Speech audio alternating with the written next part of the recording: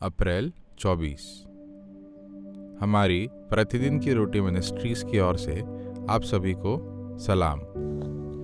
आज के वचन का शीर्षक है मसीह में संयुक्त विविधता, जो कि लिया गया है पवित्र शास्त्र के 1 कोरिन्थियों 12 उसका 12 से 14 और 21 से 27।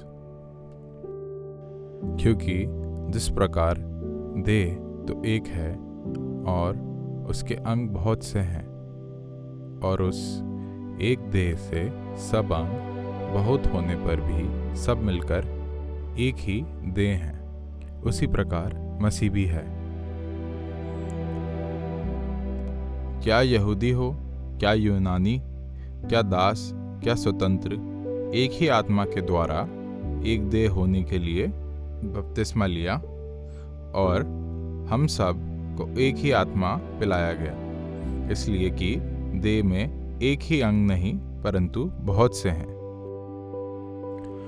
आँख हाथ से नहीं कह सकती कि मुझे तेरा प्रयोजन नहीं, और न सिर पाँव से कह सकता है कि मुझे तुम्हारा प्रयोजन नहीं, परंतु देह के वे अंग जो औरों से निर्बल देख पड़ते हैं बहुत ही आवश्यक हैं, और देह के जिन अंगों को हम आदर के योग्य नहीं समझते हैं उन्हीं को हम अधिक आदर देते हैं, और हमारे शोभाहीन अंग और भी बहुत शोभायमान हो जाते हैं।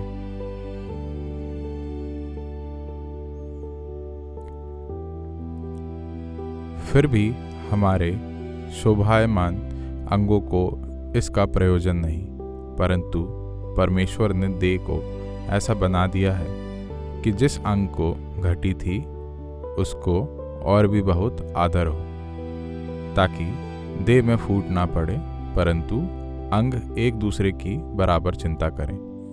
इसलिए यदि एक अंग दुख पाता है तो सब अंगों के साथ दुख पाते हैं, और यदि एक अंग की बड़ाई होती है तो उसके साथ सब अंग आनंद मनाते हैं।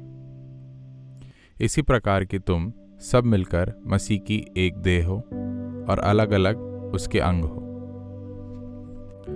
अपने निबंध सेवा और स्पेक्ट्रम में प्रोफेसर डैनियल बोमन जूनियर एक ऑटिस्टिक व्यक्ति के रूप में अपने चर्च की सेवा कैसे करे, इसके बारे में निर्णय लेने की कठिनाई के बारे में लिखते हैं।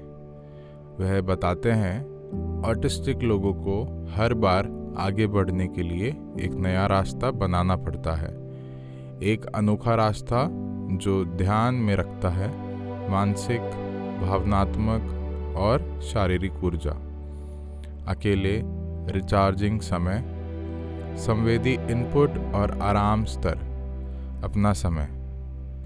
क्या हमें हमारी शक्तियों के लिए महत्व दिया जा रहा है या नहीं, और कथित कमियों के लिए बाहर करने के बजाय हमारी ज़रूरतों के लिए समायोजित किया जा रहा है या नहीं, और भी बहुत कुछ। बोमन लिखते हैं, कई लोगों के लिए ऐसे निर्णय लोगों के समय और ऊर्जा को पुनर्निर्देशित करते हुए संभवतः उन्हें पहले जैसा नहीं करेंगे। वही फैसले मुझे बर्बाद कर सकते हैं। बोमन का मानना है कि 1 कोरिन्थियों 12 में पौलुस द्वारा वर्णित पारस्परिकता की दृष्टि एक उपचार समाधान हो सकती है। वहाँ पद 4 और 6 में पौलुस ने परमेश्वर को सार्वजनिक भलाई के लिए अपने प्रत्येक व्यक्ति को आदित्य उपहार देने का वर्णन किया है। प्रत्येक मसीह के शरीर का एक अनिवार्य सदस्य है।